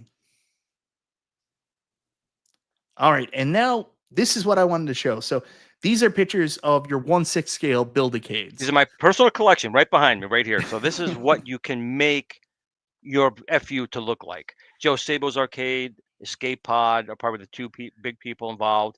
Of course, it's Arcade Graphics.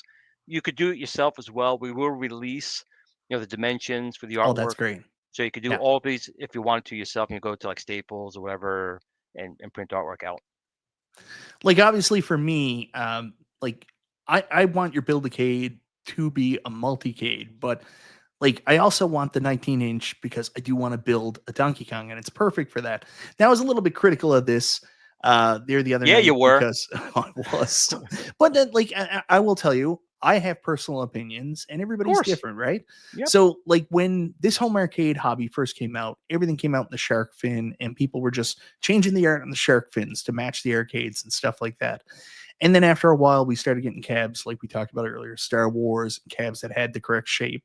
And then people get a little bougie. They want the correct shape with everything. But some people are just happy. Like if they've got a really good arcade, they don't give a shit what the shape is, as long as it has that artwork. So even though it's not for me, I'm not trying to shit on anybody that would do it. Do you know what I mean? I smell it. Smell the shit? I smell the shit. But if you do want, like I said, the Glentendo, you can make if you like a Nintendo cab. But this shape here is a Cosmic Avenger. Finally thought of it. Oh my God. Cosmic Avenger. Yeah. Cosmic Avenger, Scramble, Mr. Do all had this basic type of shape. So the shape kind of works for both. But again, I wouldn't stop anyone from doing a little tweaking to the wood. I mean, once it's yours, it's yours. If you want to make it look like something, I'm sure there will be people that make maybe side panels that can attach onto what's there, make different shapes. So I wouldn't put it past anyone. I mean, we have a lot of people who do make, milling machines and do make that. So.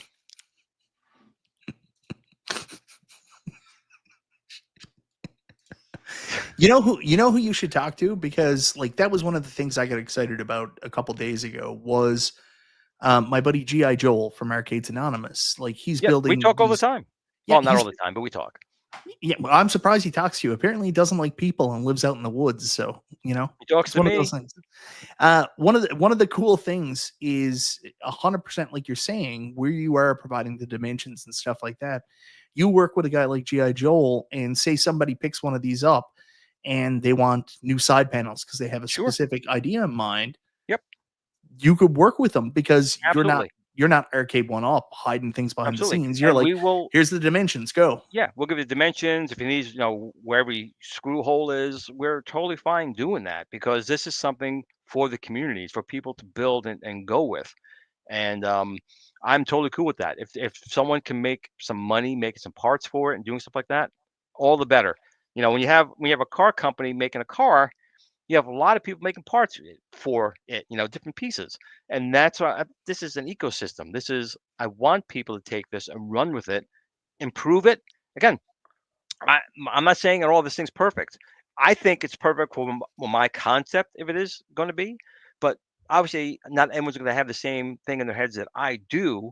And I want people to make cool things for it. I know you said it, and a lot of other people said it. They want an actual Donkey Kong control deck. Yeah. And I keep saying, yes, you can have that. You can make it yourself. 99 lives. The other people will make that deck. I don't need to be the one to make every single deck.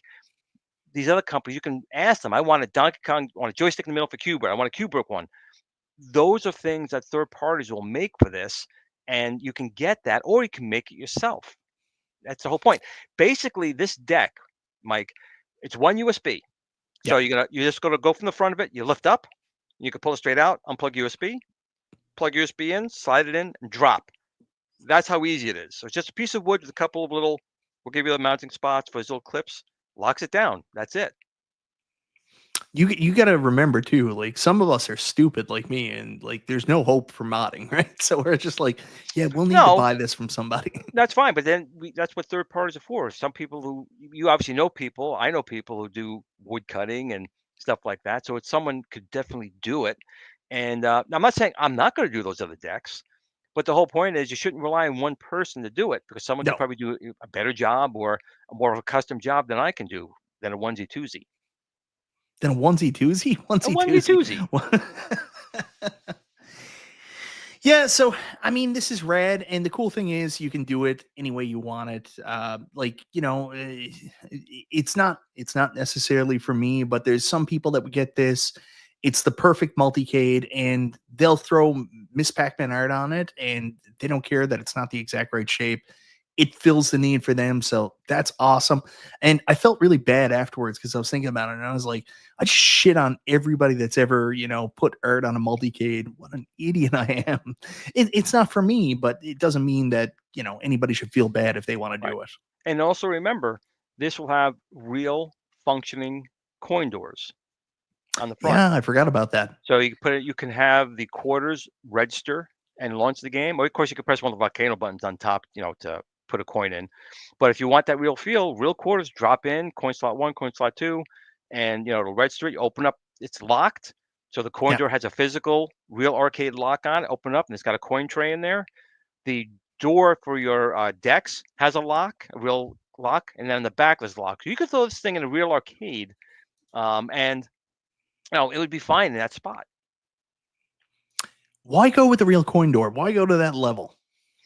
Because, to be honest, I hate fake coin doors. I think they're the most stupid thing on the planet. If you're going to put a coin door, even if you put a fake one in that took plastic tokens, make it work. Look at New Wave Toys. They made a nice little functioning little coin door in their 1/6 scale. I think the fake ones are junk. So real one is for me. See, the reason why it stuck out in my head when I read the real coin door thing is the specific wording of the tariffs here in Canada when it comes to these arcades. Because anything with no coin door is fine. Right. But once it's a coin operated machine, then you're fucked. Right. Which is why, again, we can't do certain things. So, I mean, maybe at some point we'll have to make it where we do put in, it's an opening with a piece of plastic in there or something like that, and you add yourself. So those are things we're still working behind the scenes on.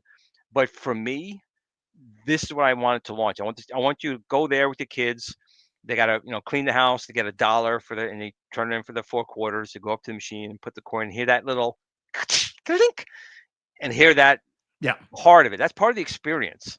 It should be part of the experience. It's one of the things I love that New Wave Toys does in their cab. So I completely support you in this, because just those little weird, like, extra things they do, like the fact that you can't normally put that little tiny coin, at least not with my fat fingers, but I try to put that coin in and I can't. I gotta use the tweezers and stuff. It's funny. Yeah, the same, because New Wave Toys gave the tweezers for the Coke cans, but they didn't give any tweezers for the coins for everything else. But like, you get the coin in there, and the fact that can coin in, even though it's probably the most useless thing in the world, like no one's going to do this regularly, just the fact that you can means so much, and it adds so much to the experience. 100%. And real quick, JT, I will see what I can do about that. I'll see if I can do the same thing without the hood. I'll see if we can do something like that. Oh, you're already taking special orders, Glenn. This is not how Kickstarters are supposed to work. It's a onesie twosie. It's a onesie twosie. Well, Glenn, June 25th, this goes live. Anything you want to tell people, anything about it? Like you told me and everybody else earlier, your goal right now, minimum goal is to sell 200 units, right? Right. That's for the Kickstarter to be successful and us to go forth, as long as the tariff doesn't go much higher than 30%, because Yeah. that will kill it and will refund everyone the money. The only other thing I really want to say is that, I put a lot of time and effort into this, more so than anything else. Um, if anyone's purchased my products before, you already know what I offer. Yeah. So some people still say $1,000 is a lot, this is a lot. But when you compare it to what you're getting and the quality, that's the other thing too. You can go to McDonald's and get a hamburger for now $5, or you can go to the deli and get a really good sandwich for that $4. $4 even Yeah. cheaper. But that's what I'm talking about here. I'm putting it Michael B's way. Food. Think with a hamburger and the stuff. But there's a big difference between paying $700 for a machine that's, in my opinion, the quality is not worth anywhere near that money, versus $999 or $1,200 for a machine that's worth 3 or 4 times that you're getting the value. So that's where we need to go. So either you believe in my products and what I do, and hopefully you'll back me for that. If you don't believe me, well, then you didn't believe in me anyway, so there's no point in me trying to convince you. So that's that. I think what people have to understand what they're getting here is you're getting high quality arcade controls. You're getting one of the most interesting multicades we've ever seen in this space, with its availability to rotate the screen, with its availability to put in external decks. And John has another question here. John, you didn't tell me if I said your name right earlier. Now I'm super self-conscious about it. So you got to give me a heads up. Any chance of getting the dimensions ahead of time Yes. for the art and Yes. I'm working on it control right now. panels and stuff? Absolutely. So that will go I out yelled at my early. guys Yeah. actually a few hours ago. I'm like, guys, where is the stuff? I want to get this stuff out there. So yes, I'll hopefully get it out this week. I hope. Shellman. Did I say it right that time? I Shellman. wouldn't even say that. I would have said Hyman. Well, I used to watch hockey until about 2-3 years ago. So the pronunciation seems familiar to me. I just didn't know. So Glenn, I'm just trying to catch up. Like cello. There it is. Chelman. Oh. Yeah. Chelman. I never would have got not that. Shellman. Chelman. Perfect. Sorry, John. You brought up fast food, and I just wanted to talk about this because I love fast food. Just in comparison to price here. So before the pandemic, when we were before the pandemic, when we went into this, we used to get coupons here for Burger King, and me and my dad used to go. That's like me and my dad's thing. Like even when I was a college student, right? Like my dad would, I'd be home some days. I wouldn't have school on Tuesdays or something. My dad would be like, "Come on, Mike, I'm going to take you to Burger King now." So we'd hit up Burger King, and we'd always have coupons. So right before the pandemic, used to be 2 can dine for like $11.99 for 2 Whopper meals, right? And that's what we usually get. We're here only 3.5-4 years later, and now the coupons come out. It's 2 can dine for $17.99. Well, it's not bad. Well, it's 14 here. 2 Whoppers, 2 large fries, 2 drinks for $14.99. Yeah, that's what we got over here now. But like you think about that increase in such a short period of time. And I think that's what people forget with this hobby. Like when we went into this hobby, like a lot of people look at this price and they'll say like, geez, Glenn, like $1,000, I'm used to buying these things for $500. I don't think, even though I know not everybody can afford this stuff. I mean, that's just life. But I don't think sometimes people stop to think about the way the world changed over the course of the last couple of years. Like everything is more expensive now. It is, and that's the thing. You have to look at it kind of like the way you just said it. It's not cheap.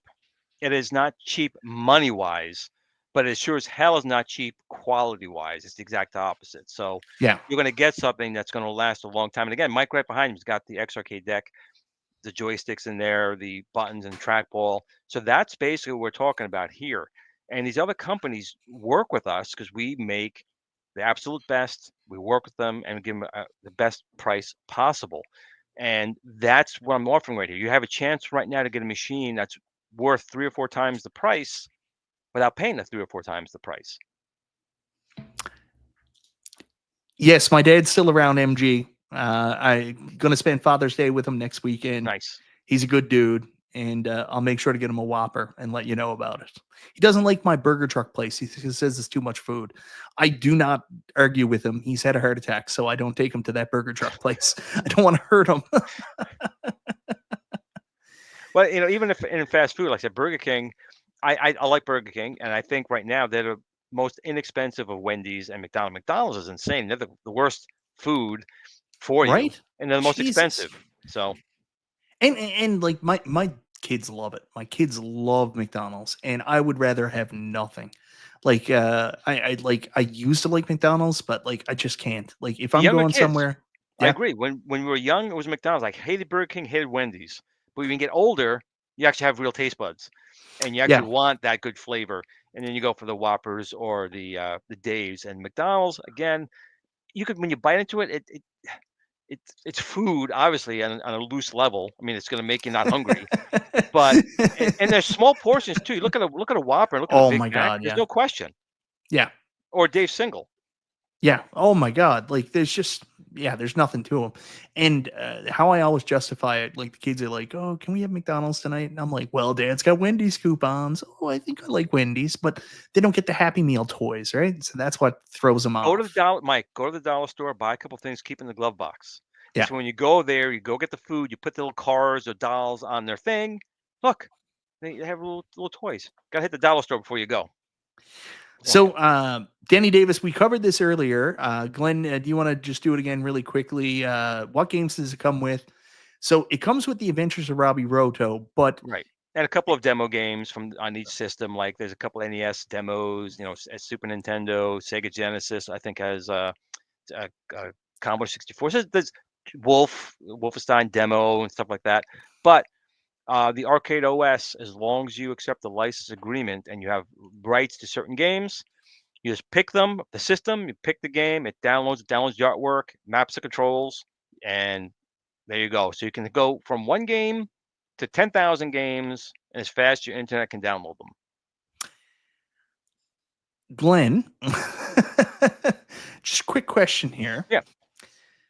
What do you mean if you have the rights to own them? What does that mean? Well, this is again, we're talking about retro games, right? Yeah. So it's that murky thing. So if you own an Atari 2600 cart of Indy 500, well, technically I should have the right to download that on my machine.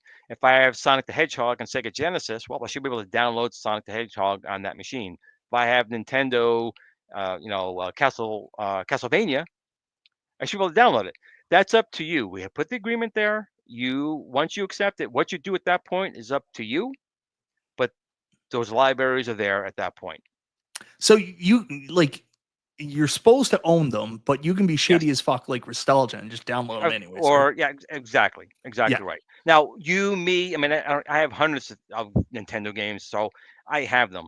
Or you buy them digitally. You have it on your friggin' Switch 2, probably. Yeah. So that is up to you whether, because it's very murky when it comes to that type of thing. But like with those old games, right? Games that have been produced like Fairchild Channel F, Odyssey 2, 2600. They're from the 70s. They've never really come to the court and say what is what.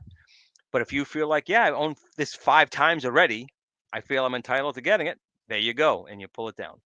I feel Or like I'm entitled to take these old arcade games anyways. there you go. And then if you have your own ROM sets, Yeah. they may in fact already work. Just put them on a USB stick, connect it to the Viper, and see if they work. They may.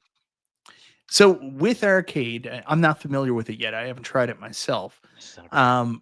Can there be like community builds? Like that's one of the cool things about At Games, the At Games ecosystem Yep. originally. People were out Yep. doing like Legends Unchained. They were Yep. doing like Yep. all this stuff. How would that work? Well, I will say that I'm sure that something will happen as far as that goes with pre-done ones. But I will say also that there are a few people who were working on some builds. But right now, the arcade OS is a little bit different than like a Raspberry Pi build. So we're trying to tweak arcade OS to accept Raspberry Pi themes, and builds.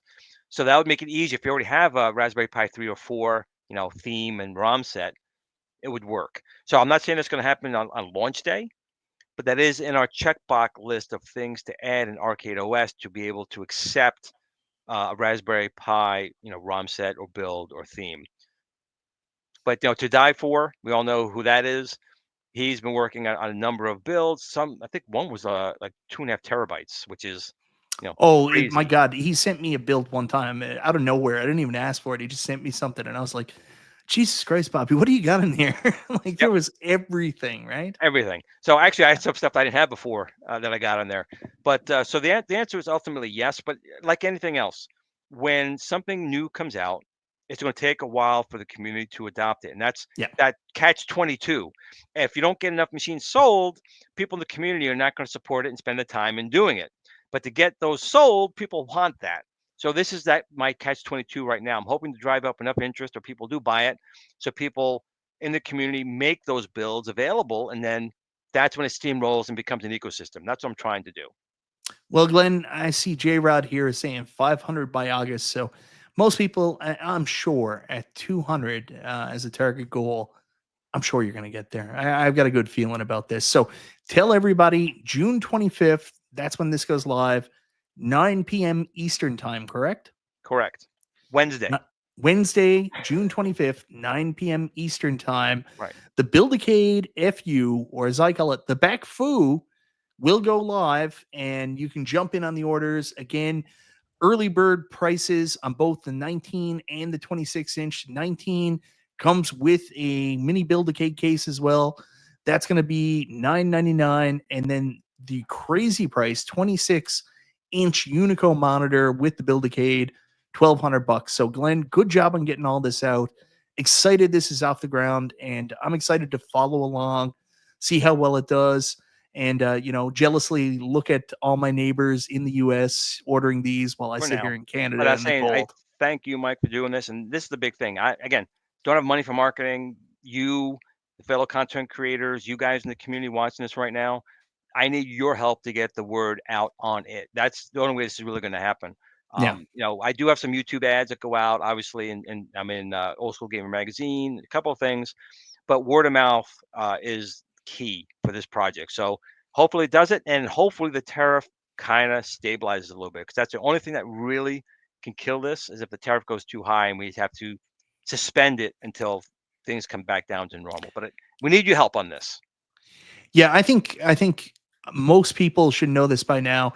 Glenn, what you should do, anytime you put out an ad, do the, RGT 85 thing. Like whenever he puts out a video, he's like, here's my take on the Nintendo Switch 2. Retweets appreciated. And that's one of the things here, guys.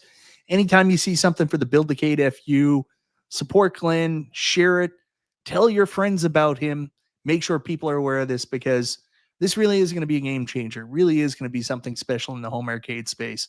Great controls, pretty much can do anything. You're not going to want to miss Now, out on it. Michael, do you think I should do one more tier? I was going to do a $7,000 tier where I'll come out and build it for you. You think I should do that one? Do you remember John? He went to the guy's house and they couldn't get the back on it. Oh man, I love that guy. I'm terrible with names. I can't remember his name right now. I had a great conversation with him at the last iArcade party, and he ended up proposing to his wife after, and I can't remember his name, and it's killing me right now. Such a nice guy. It'll come But to you in about an hour, like the oh concept yeah. came to me I'm after a I'm while. terrible with names. Terrible with names. Like a lot of times I'll be on YouTube and I'll say some guy, and then they'll get mad at me. They're like, "What do you mean some guy?" And I'm like, "I'm sorry, it just blanked." While I was doing this live. Can somebody help me out? The first guy that got his iArcade, the Donkey Kong, the Slayer. He was in that game with you, the first one. Oh, you talking about Heavy Metal Titans? Yeah, he was in Heavy Metal Titans. He's the Slayer, the Donkey Kong, Yes. the Yes. Dragon Slayer. Who's that? Yes. What's his name? I got his face right there, and I can't think of his name. I know. I was the same way. Thanks for putting me on the spot, Mike, because you'll call me later. Glenn, you don't fucking remember my name? Thanks, I Mike. know, jerk. Prentice, there it is. Brooklyn There, Menace, you are a peach, man. Prentice. So and actually, we just this past Saturday, I don't know if you saw the thing, we started. I did all my scenes for Heavy Metal Titans 2 Blood Rage, which is going to be phenomenal. This is going to be full motion video of us. Got my moves all down. The general's back, man. Kick some ass. Punch around. I saw some early screenings. I felt that there was a lot of full frontal nudity, much more than I would appreciate. I And go, the love, Tootsie!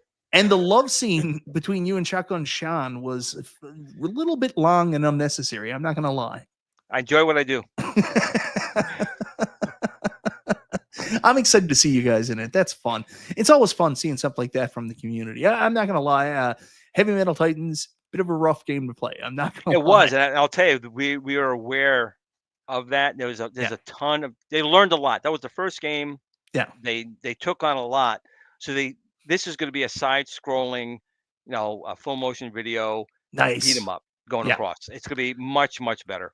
And they'll kill me. I got to shut my mouth. Yeah. I talk too much when I drink. Shut up, Glenn. Shut up. All right, guys. So thank you very much for watching tonight. Everybody, of course, go check out Glen's YouTube channel. He does a show every Friday night called Kicking It Old School right before Super Game Room Dudes. Always a fun show, except when he's talking about the Amiga. Then you can turn it off. I mean, Jesus, bunch of nerds. But, Kicking It Old School every Friday night. But on top of that, one of the nicest guys in the community, literally runs every single Facebook group for every single home arcade or video game company there is. And last but not least, the creator of the Build-A-Cade and now the Build-A-Cade FU. You guys are going to love it, hopefully, and hopefully show your support for him June 25th. All right. Hey, all right. Anyways, guys, have a good night. Glenn, thank you once again, and we'll see you next time on Chill and Chat with Michael B.